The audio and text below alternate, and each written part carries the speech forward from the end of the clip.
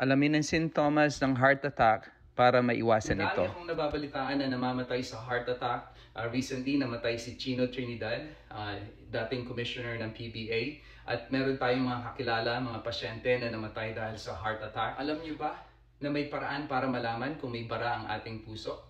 Kung tayo ay nahihirapan huminga at may chest pain or angina pectoris at naninikip ang ating dibdib pagka may physical exertion, like umaakit pababa sa hagdan, walking, running, at sumakit ang puso, sumakit ang dibdib, ang chest, at nawala ito nung tumigil tayo at na-relax, nawala ang symptoms. Explain ko sa inyo kung bakit. Ito importante ito sa mga viewers natin para maiwasan ang pagkakaroon ng myocardial infarction or heart attack. Ito, meron tayong dalawang arteries dito, right coronary artery and left coronary artery.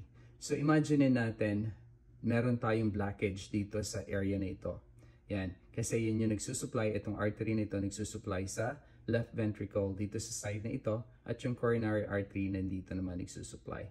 So for example, nag-exercise ka or physical exertion, nag-running ka or walking, going up and down steps, stairs, at nagkaroon ka ng chest pain, shortness of breath, chest tightness, yan yung mga symptoms na ibig sabihin mabagal or insufficient yung blood flow, yung daloy ng dugo dito sa area na ito. So nagkakaroon tayo ng symptoms na yan.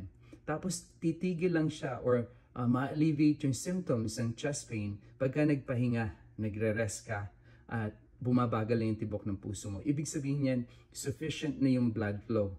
Okay na yung blood flow sa area na yan kaya wala na tayong pain dito sa chest, dito sa area na ito. So, importante na magpa-check up sa inyong medical doctor para makapag-schedule ng cardiac testing. Alright? Symptoms na ganito, make sure na magpatingin sa inyong doktor at magpa-test ng cardiac testing.